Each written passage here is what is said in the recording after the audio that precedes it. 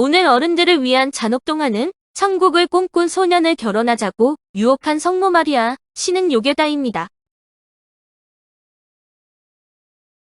옛날 가난한 농부의 아들이 마을 성당에서 신부의 설교를 듣고 있었습니다. 천국에 들어가고 싶은 사람은 이 세상 끝까지 똑바로 걸어가지 않으면 안 됩니다. 소년은 정말 좋은 이야기를 들었다고 생각하며 성당을 빠져나와서 세상 끝까지 똑바로 걷기 시작했는데, 집이 있으면 집을 통과하고 강이 나오면 건너고 언덕이 나타나면 넘어서 계속 걸어갔습니다.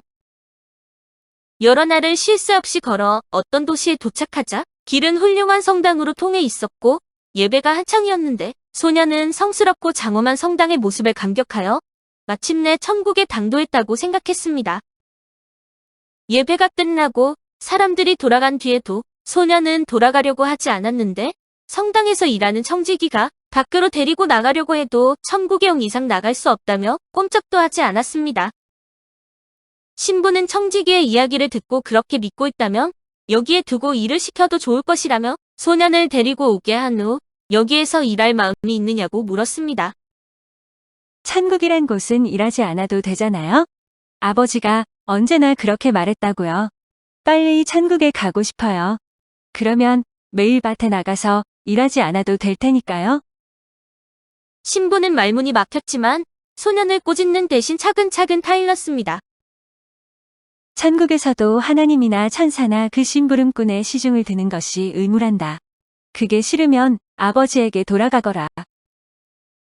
소년은 신부의 말을 받아들여 일을 거들면서 성당에 눌러 살게 되었는데, 소년은 며칠 동안 계속 사람들이 나무로 만든 성모 마리아 상 앞에 무릎 꿇고 기도하는 모습을 보았습니다. 소년은 그것이 하느님이라고 짐작하게 되었는데, 성모상은 아기 예수를 안고 있어 항상 안고 있으면 힘들 것으로 생각한 소년은 마리아 상에게 아기를 대신 돌봐주겠다고 말했습니다. 소년이 아기 예수를 받아들려고 하자 어느새 아기는 소년의 품속에 안겨 있었는데, 나무로 만들었지만 이상하게 따뜻해서 기분이 나빠진 소년은 그대로 헛간에 처박았습니다. 사람들에게는 아기 예수가 하늘에 계신 하나님 아버지 품으로 돌아갔다고 적당히 얼버무렸는데, 소년은 성모상이 몹시 마른 것이 마음에 걸렸습니다. 이것은 분명 식사 시중을 드는 사람이 없기 때문이라고 생각한 소년은 자기가 먹는 음식을 반으로 줄이고 나머지를 성모상에게 바쳤습니다. 음식을 바치면 성모상은 소년이 나가자마자 한쪽 무릎을 세우고 앉아 사람들의 눈을 의식하면서 허겁지겁 먹어치운 다음에 아무 일도 없었다는 듯이 태연한 표정으로 서 있었습니다. 소년은 마리아 상이 눈치채지 못하게 성당 구석에 숨어서 모든 것을 지켜보았는데 아무래도 식사가 부족한 것 같아서 걱정을 했습니다.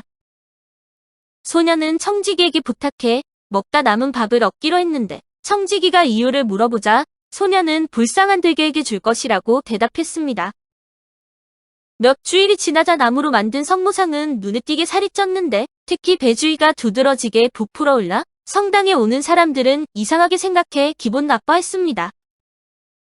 어떤 사람들은 아기 예수가 없어지더니 어느새 다음 아이를 임신했다는 둥 불손한 말을 입에 담가댔는데, 신부는 필경 이유가 있을 것이라고 짐작을 했습니다.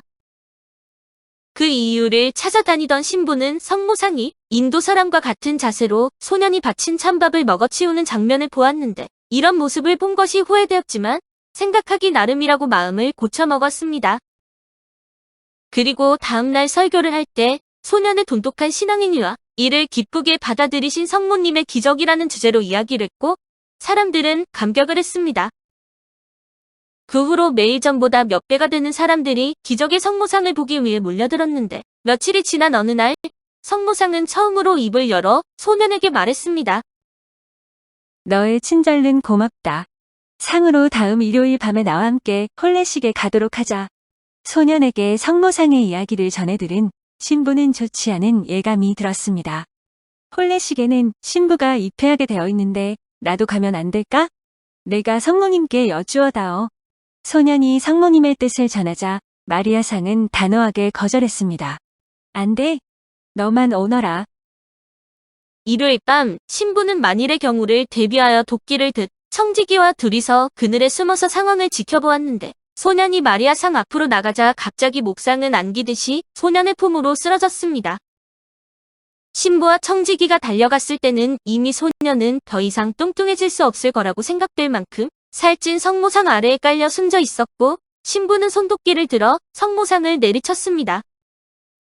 성모상의 배가 갈라지더니 인간의 뱃속에 들어있는 것과 같은 오물이 그야말로 한없이 넘쳐나와 인간과 마찬가지로 악취를 풍겼습니다. 신부는 너무 놀란 나머지 새파랗게 질려서 청지기에게 뒷정리를 부탁하고는 방으로 들어가 버렸는데, 다음 날 신부는 설교 때에 소년이 성모상에 안겨 천국으로 올라갔다고 말했습니다. 오늘 어른들을 위한 잔혹동화는 천국을 꿈꾼 소년을 결혼하자고 유혹한 성모 마리아, 신은 요괴다였습니다. 감사합니다.